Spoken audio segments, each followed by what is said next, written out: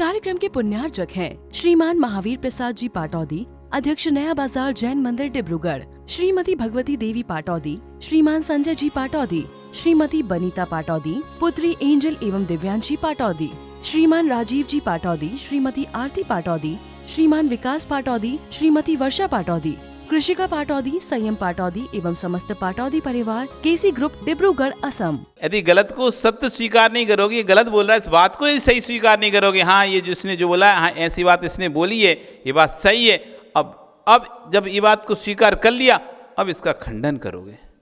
यदि इस बात को भी स्वीकार नहीं करोगे आप, फिर खंडन किसका, फिर खंडन किसका। इसलिए आचार्य कह रहे हैं जैन तत्व बड़े गहराई के हैं। जगत जो समझता है ना, वो जैन दर्शन उससे कहीं आगे जाके बात करता है, कहीं आगे जाके चर्चा करता है। जो लोक में सामान्य चर्चाएं, उन चर्चाओं को जैन दर्शन नहीं करता। सामान्य चर्चाओं से परे होकर, सामान्य चर्चाओं से हटकर जो विशिष्ट चर्चाएं हैं, वो चर्चाएं जैन दर्शन की चर्चाएं, उसको समझना है। नमक को मिश्री कहोगे उल्टा लगेगा, लेकिन नमक नमक रूप में सत्य है, मिश्री मिश्री रूप में सत्य है, असत्य असत्य रूप में सत्य है, असत्य असत्य रूप में सत्य है, और सत्य सत्य रूप में सत्य है। असत्य को भी यदि आप सत्य नहीं स्वीकार करोगे, उसकी भी सत्ता स्वीकार नहीं करोगे, फिर असत्य नाम की कोई वस्तु ही नहीं होगी। इसलिए तुम्हारे सुख भी सत्य हैं, वो स्वीकार करना पड़ेगा। इंद्रिय जन सुख भी सुख स्वीकार करना पड़ेगा, तब जाकर इंद्रिय जन सुख की सत्ता को आप खंडन करोगे। नहीं तो लोग कहते हैं ना, अरे संसार में सुख नहीं है, संसार में सुख नहीं है, संसार में सुख नहीं है। यदि संसार में सुख नहीं, तुम संसार में रह कैसे रहे हो? संसार में यदि सुख नहीं होता तो संसार में रहते कैसे तुम? संसार में सुख तो है, तभी तुम रह रहे हो। और यदि संसार में सुख होता तो फिर तीर्थंकर छोड़ते ही क्यों? यदि संसार में सुख नहीं है तो तुम रह कैसे रहे हो संसार में बिना सुख के? दुख में व्यक्ति नहीं जी पाता, रह पाता। जो भी रहेगा सुख में ही रहेगा। दुख का काल लंबे समय तक नहीं सहन कर पाता, थोड़े में से उसकी हवा टाइट हो जाती है। और इतने लंबे समय से तुम रह रहे हो तो बिना सुख के तो रह नहीं रहे। कुछ तो अनुभूति हो रही है तुम्हें सुख की, तब तो तुम्हें आनंद आ रहा है और रहने की इच्छा हो रही है। नहीं तो दुख में तो आदमी छोड़कर भागने की इच्छा करता है, छूटने की इच्छा कर रहा है। आप भागने की इच्छा नहीं कर रहे, छूटने की इच्छा नहीं कर रहे, आप और रहने की इच्छा कर रहे हो अपने घर में, परिवार में। तो कहीं ना कहीं तुम्हें सुख तो हो रहा है, कहीं ना कहीं आनंद तो आ रहा है। इस सुख को यदि स्वीकार नहीं करोगे, फिर घर में रह कैसे पाओगे? और यदि सुख स्वीकार करते हो, यदि ये मानते हो कि संसार में सुख है, फिर तीर्थंकर को छोड़ने की जरूरत नहीं थी। क्यों फालतू छोड़कर मुनि बने? जो संसार विषय सुख होता, तीर्थंकर क्यों त्यागे? काहे को सिर्फ साधन करते, संयम सो अनुराग है। यदि सुख ही होता तो तीर्थंकरों को छोड़ने की जरूरत नहीं थी, भगवान बनने की जरूरत ही नहीं थी। जब सुख यहीं मिल रहा है, फिर सब छोड़ छाड़ के ऊपर जाने की क्या जरूरत है? अब बताओ, सुख है कि नहीं? सुख है कि नहीं है? कुछ बोल ही नहीं रहे तुम लोग तो। बोलो कुछ। सुख है कि नहीं है संसार में? क्या क्या बोल रहा है संजय? क्या मोतीलाल जी क्या बोल रहे हैं? संसार सुख का कारण है कि दुख का कारण है? फिर सुख कहाँ पे? यदि संसार में नहीं होता तो तुम संसार में रह कैसे रहे हो, ये बताओ। यदि यहाँ सुख नहीं होता, घर में सुख नहीं होता, तो फिर छोड़ छाड़ के भग लेते तुम। व्यक्ति जहाँ पर दुखी होता है वहाँ पे ठहरते ही नहीं है। ठहरता है क्या अनिल? दुख जहाँ लगता है वहाँ से निकल लेता है। तो आप दुखी हो कि सुखी हो? कैसी माता हो, दुखी कि सुखी? दुखी हो सुखी हो? हैं? दुखी हो दुखी हो तो अभी घर में पता चल जाएगा, बेटा कहाँ माँ, वहाँ पर तो बड़ी बोल रही दुखी हो दुखी, क्या दुख है तुमको यहाँ पे? हैं, खाने मिल रहा है, रहने मिल रहा है, सब अच्छे से कर रहे हैं तुम्हारी, और तुम वहाँ सबके सामने बोले कि हम दुखी हैं। दुखी हो कि सुखी हो? सुखी हो पक्का? सुखी हो कि दुखी? अब बोल ही नहीं रहे कुछ। एक कुछ बोलो, या तो सुखी बोलो या दुखी बोलो। दुखी हो? सुखी हो? फिर बाद में कभी शिकायत नहीं करना, बेटा ऐसा बोलता है महाराज जी, बहू ऐसा कहती है, बहू बात नहीं मानती, बहू अब जवाब दे देती है। फिर ऐसा नहीं बोलना तुम्हें, सुखी तो हो ही, फिर तो क्या कर दुख? तुम्हारा सुख भी सुख है, पर वो सुख क्षणिक है। सप्रम बाधा सईदम, सप्रम पर की अपेक्षा लेने वाला है। ये तुम्हारा सुख भी सुख स्वीकार करना पड़ेगा। यदि सुख स्वीकार नहीं करेंगे तो संसार में जीव रह नहीं पाएगा। पर वो सुख नहीं है जिस सुख की हम चर्चा कर रहे हैं। ये सुख क्षणिक सुख है, सप्रम, दूसरे की अपेक्षा करता है। हमारा जितना भी सुख है, जब तक वो वस्तु है तब तक हम सुखी हैं, वस्तु गई हम दुखी हो गए। जब तक अपेक्षाएं हमारी पूरी हो रही हैं तब तक हम सुखी हैं, अपेक्षाएं पूरी होना बंद हो गई हम दुखी हो गए। सप्रम, पर की सहायता लेता है, ये स्वतंत्र नहीं है हमारा सुख। हमारा जो स्वतंत्र है वो आत्मा का स्वतंत्र सुख नहीं है, उस आत्मा को सुख पर के द्वारा मिल रहा है। जो भी हम सुख का वेदन कर रहे हैं, खाने के सुख का वेदन कर रहे हैं, पहनने का सुख का वेदन कर रहे हैं, रहने के सुख का वेदन कर रहे हैं। मकान अच्छा है तो रहने का सुख दिख रहा है हमको, पहनने के लिए कपड़े अच्छे हैं तो कपड़ों का सुख मिल रहा है, खाने के लिए अच्छा अच्छा भोजन मिल रहा है तो खाने का सुख मिल रहा है। इनमें से कोई भी चीज़ हट जाए, फिर देखो आप लेके देखो, अच्छे कपड़े नहीं हो तब भी अच्छे कपड़ों का आनंद लेके देखो, ले लोगे क्या? ये सब कपड़े अच्छे नहीं पहने और फिर कहो वो बढ़िया अच्छे जो महंगे वाले कपड़े उनका आनंद लेके दिखाओ, आएगा क्या? चेहरे प्रसन्नता आएगी क्या? जो अच्छे कपड़े पहन के, अच्छी घड़ी पहन के, अच्छे मोबाइल लेकर, हाथ में कड़ा मड़ा पहन के तुम निकलते हो, वो आनंद आता है, वो ऐसे सामान्य में आ जाएगा क्या? सप्रम, पर की बाधा से सहित है। विच्छिन्नम, नष्ट हो जाता है। सुख मिलता है, कुछ समय बाद वो नष्ट हो जाता है, विच्छिन्न हो जाता है, लंबे समय तक नहीं टिकता। कभी लगता है कि देखो बेटा बहू हमारी कितनी बात मानते हैं, हम तो बहुत सुखी हैं, और कभी लगता है कि हम तो बहुत दुखी हैं। कभी हमको लगता है हम बहुत सुखी हैं तो कभी लगता है शैलेश बहुत दुखी हैं, कभी लगता है बेटा बहुत अच्छा है। कहाँ मिलते हैं ऐसे बेटे, सुंदर है, अच्छा हेल्थ हाइट सब है, पर कभी दुखी, पढ़ाई नहीं करता, अच्छा नहीं पढ़ता, इसको तो मुझे बहुत बड़ा सीए बनाना है, पर ये पढ़ ही नहीं रहा। विच्छिन्न हो गया तुम्हारा तो। विच्छिन्नम, कभी लगता है कि ऐसा होनार लोगों के बेटे, किसी का टेढ़ा आड़ा चेहरा होता है, अच्छा चेहरा नहीं होता, अच्छी पर्सनालिटी हेल्थ हाइट नहीं होती, पर ये सब अच्छा है, देखने में सुंदर लगता है, सब कुछ है, खुश हो सुखी हो, लेकिन तभी दूसरी ओर देखते हो, अरे यार इनको पढ़ाई में इंटरेस्ट नहीं आ रहा। तुम्हारा सुख विच्छिन्न हो गया, नष्ट हो गया।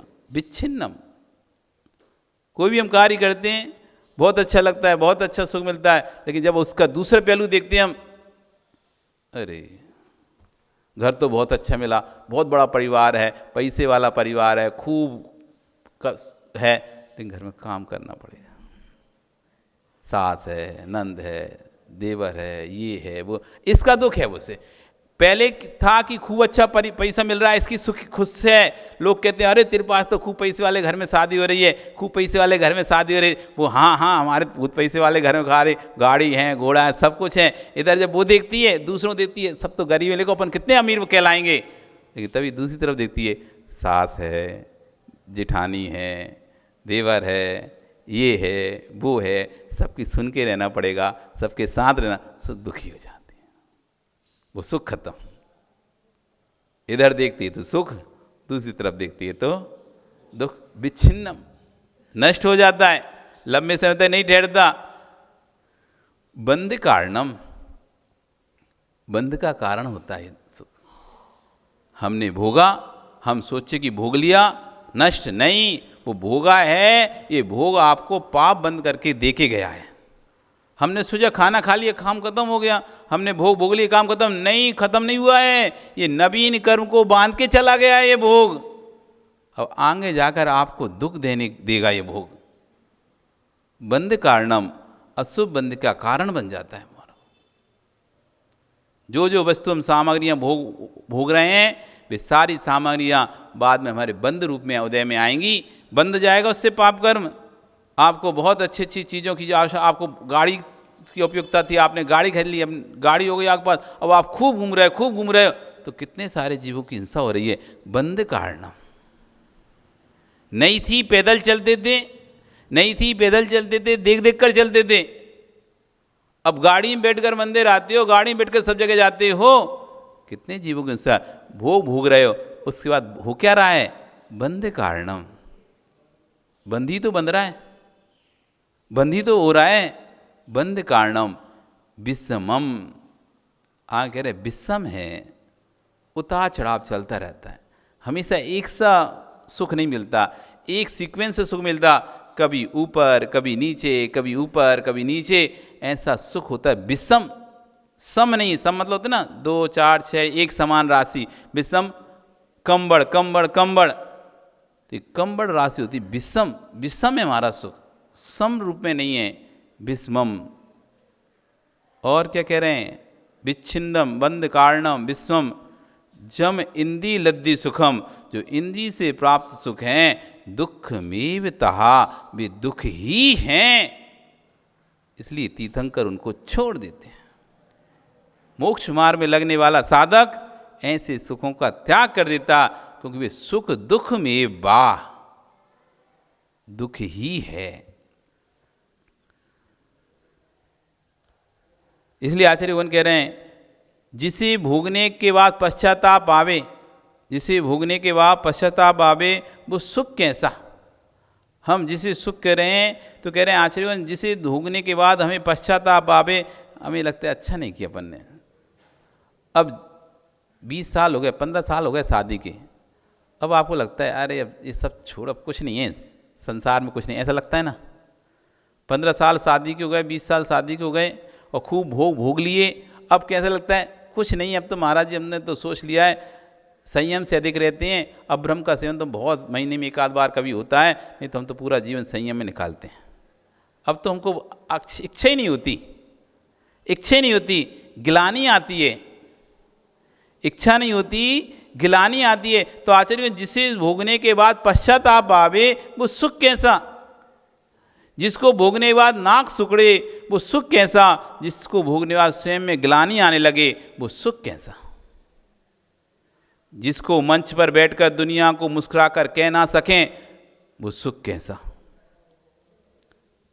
वो सुख जो बात छिपाकर रखी जाए, उसका नाम सुख क्या, वो तो पाप है। जिसको छुपाकर रखा जाए, जिसको छुपके किया जाए, जिसको कहने में स्वयं शर्म आए, जिसके कहने पर दूसरे तुम्हें पापी कहने लग जाएं, उसका नाम सुख नहीं है, उसका नाम पाप है। तो पाप है। कभी पंचलान करते हो, विधान करते हो, क्या छुपकर करते हो। जिसको खुलकर किया जाए, खुलकर कहा जाए, कहने में आनंद आए, सुनने वाले को भी आनंद आए, वो करने के बाद आपको ग्लानि भाव ना आए और आप पुण्यात्मा कहला, उसका नाम सुख है, उसका नाम धर्म है। पर वे स्वभावभूत नहीं है। जो कुछ कह रहे हैं वे स्वभाव की प्राप्ति के लिए एक निमित्त है। ये तो नियोग थे इस भूमि का, जो कि हम लोग सत्य को समझ रहे हैं। इस भूमि पर इस स्थान के भी नियोग होते हैं, जगह जगह के नियोग होते हैं। इस एक इंद्रिय स्थान का भी पुण्य है जहाँ पर जिनालय बना। एक इंद्रिय स्थान वो है जहाँ पर संडासा बना है। टॉयलेट जो आप जाते हैं वो भी कोई ना कोई स्थान है, और भगवान की भक्ति पूजा कर रहे हैं वो भी कोई ना कोई स्थान है। दोनों स्थानों में अंतर कहाँ है। तो आचार्य कहने के ये भी अपना अपना पुण्य है एक इंद्रिय जीवों का, क्योंकि प्रत्येक जीव का पुण्य पाप होता है। तो एक इंद्रिय स्थान का भी पुण्य है, ये एक इंद्रिय जीव के स्थान का पुण्य है। कि यहाँ पर भगवान की पूजा हो रही है, वो एक इंद्रिय जीव के स्थान का पाप है, वहाँ पर संडासा बन रहा है। अपने अपने में छेद सबको नियोग है, एक छेद का पुण्य भूत कहलाता है और एक छेद पाप भूत कहलाता है। एक छेद में प्रशस्त पुण्यकारी होते हैं और एक छेद में पापकारी हो रहे हैं। क्षेत्र तटस्थ है लेकिन फिर भी वहाँ पर पुण्य पापकारी हो रहे हैं, तो उस क्षेत्र का भी पुण्य पाप स्वतः है, स्वयं का है। अपन सिर्फ अपना पुण्य पाप नहीं समझो, हमारा पुण्य यहाँ पर आ रहे हैं, इस क्षेत्र का भी पुण्य है। इस क्षेत्र में रहने वाले एक इंद्रिय जीव का ही पुण्य है। जो मंदिर के बाहर वृक्ष लगे हुए हैं उनका भी पुण्य है कि वो मंदिर के बाहर उत्पन्न हुए हैं। एक जंगल में लगा हुआ है, एक वृक्ष मंदिर के बाहर उगा है, उसका भी पुण्य है। अंतर क्या है? एक इंद्रिय कैसे बन गया? धर्म क्षेत्र में रहकर मायाचारी, धर्म क्षेत्र में धर्म कार्य तो किए थे लेकिन उसमें भी मायाचारी की थी। इसी पुण्य तो रहा कि धर्म कार्य करने का, लेकिन मायाचारी करने से त्रियंच आयु को बंद हुआ, इसलिए वह पृथ्वी कायक बन गया। इस पाषाण का भी पुण्य है, इस खदान से निकले पत्थर का भी पुण्य है जो पितमा के रूप में सामने आया। एक पाषाण जमीन पर फर्श के रूप में काम में आ रहा है तो एक पाषाण पितमा के रूप में काम में आ रहा है। दोनों का अपना अपना स्वतंत्र है। खदान से निकले पाषाण को आप भले अचेतन कह दो लेकिन वास्तव में वह अचेतन नहीं है। ये पाषाण हम अचेतन कहते हैं ना, जगत में क्या माना जाता है? जमीन से निकल गया पत्थर, खदान से निकल गया पत्थर, अचेतन हो गया। पर ये अचेतन नहीं है, चेतन भी हो सकता है पत्थर, क्योंकि सूक्ष्म जीव अंगुल के असंख्यात भाग की अवगाहना के साथ रहता है। पृथ्वी, जल, अग्नि, वायु, वनस्पति 5 स्तर में सबसे सूक्ष्म जीव की अवगाहना है। इस अंगुल का असंख्यात भाग कर दो। कितना भाग कर दो? असंख्यात भाग। ऐसे असंख्यात भाग की अवगाहना के साथ जीव पत्थर में रह सकता है, तो इस पत्थर में भी चेतन जीव हो सकता है। ये पाषाण चेतन भी हो सकता है, अचेतन भी हो सकता है, सर्वथा अचेतन ही होता है, ऐसा नहीं कह सकते। खादान से निकले पाषाण भी अचेतन कहना प्रारंभ कर दिया, जबकि सिद्धांत इस बात को स्वीकार नहीं करता। जगन अवधारणा से जीव अंगुल के संताभाव प्रमाण भी अपनी अवधारणा बनाकर उस स्थान पर रह सकता है, पाषाण में रह सकता है, पाषाण की परतों में रह सकता है। जहाँ जो खंड जहाँ से निकला है उस खंड का जीव का भाव हुआ है, लेकिन उस पाषाण में स्वतंत्र और भी जीव रह सकते हैं, इसलिए उसका पुण्य है, वो जीव का पुण्य है कि उस पाषाण में उसको जन्म लेने मिला है। इस तत्व को भी स्वीकार करना पड़ेगा।